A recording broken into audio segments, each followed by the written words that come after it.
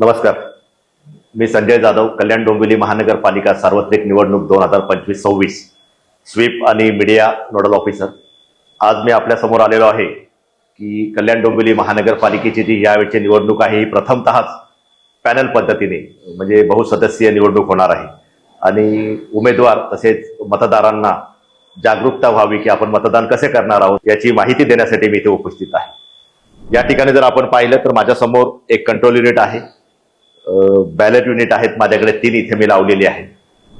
आज इथे आपण एखाद्या प्रभागात जर 4 उमेदवार उभे असतील आणि 3 जर बॅलेट युनिट आपण जर वापरत असू तर अशी निवडणूक कशी चालेल, म्हणजे हीच साधारणतः पद्धत ज्या ठिकाणी किमान 2 किंवा कमाल 4 जरी बॅलेट युनिट आपण वापरले तरी सुद्धा ती पद्धत चालू राहणार आहे. आपण जाणून घेऊया की प्रत्यक्ष मतदार जेव्हा मतदान कक्षामध्ये येईल तेव्हा त्याने मतदान प्रक्रिया कशी करायची आहे.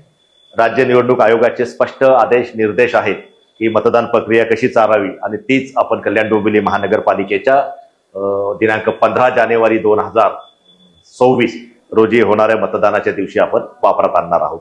या ठिकाणी जर आपण पाहिलं तर माझ्यासमोर एक कंट्रोल युनिट आहे ज्याच्यातनं मतदान अधिकारी क्रमांक 3 जो आहे तो मतदान बजावण्यासाठीचा पहिले बॅलेट देणार आहे. त्यानंतर दुसरी जी आहे तो पहिला कनेक्टर आम्ही जोडलेला आहे तो बॅलेट युनिट क्रमांक 1. त्याच्यावर जर आपण बघितली तर पहिली मतपत्रिका जी आहे ती पांढऱ्या रंगाची आहे.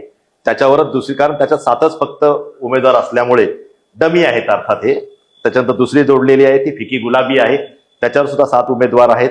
2 नंबरच्या बॅलेट युनिटवर आपण 3 नंबरची मतपत्रिका जोडलेली आहे, त्याच्यामध्ये एकूण 14 उमेदवार आहेत.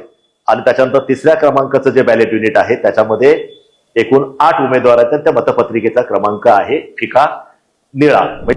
जेव्हा एखादा मतदार मतदान कक्षामध्ये येईल त्याच वेळेस मतदान अधिकारी क्रमांक 3 जो आमच्या मतदान केंद्रावर असेल तो या मतदान यंत्राचा म्हणजे कंट्रोल युनिटचा बॅलेट हे बटन दाबेल.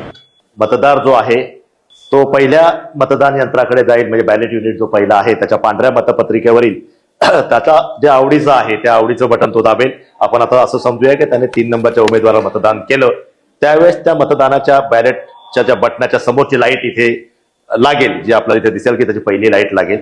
त्यानंतर तो दुसरा म्हणजे पिंक गुलाबी जे मतदान यंत्र आहे किंवा मतदान पत्रिका आहे त्याच्यावर त्याच्या आवडीच्या उमेदवाराला तो मतदान करेल. आता आपण असं समजून चालू की तो 4थ्या नंबरच्या उमेदवाराला त्याने मतदान दिलेलं आहे, त्यावेळेस त्याच्या 4थ्या नंबरची समोरची लाईट इथे लागेल. त्यानंतर तो दुसरं मतदान यंत्र ज्या ठिकाणी फिक्या पिवळ्या कलरची मतपत्रिका आहे त्याच्यावर 14 उमेदवार आहेत, त्याला जर वाटलं या 14 पैकी कोणताही उमेदवार त्याला आवडीचा नाही तर तो नोटा सुद्धा दाबू शकतो, नन ऑफ द अबाव, ज्यापैकी एकही नाही किंवा त्याला आवडीचा जो असेल तो दाबेल. त्याने समजा आता 9 नंबरचं बटन इथे दाबलेलं आहे, 9 नंबरची लाईट इथे लागेल. त्यानंतर तो 4थ्या मतदान यंत्राकडे जाईल, म्हणजे मतदान यंत्र जरी 3 इथे असेल 4थी मतपत्रिका आहे, 4थ्या मतपत्रिकेच्या त्याच्या आवडीच्या उमेदवाराला तो मतदान करेल. त्याने इथे मतदान केलेलं आहे त्याची सुद्धा लाईट.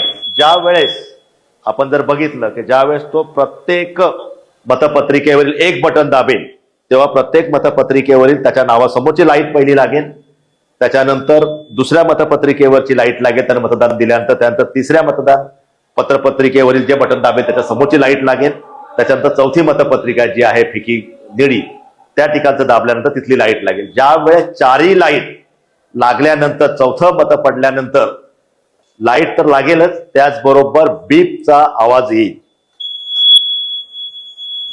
असा बीपचा आवाज आला की आपलं मतदान पूर्ण झाल्याशिवाय मतदाराने आपलं मतदान कक्ष सोडू नये. धन्यवाद. कल्याण डोंबिवली महानगरपालिका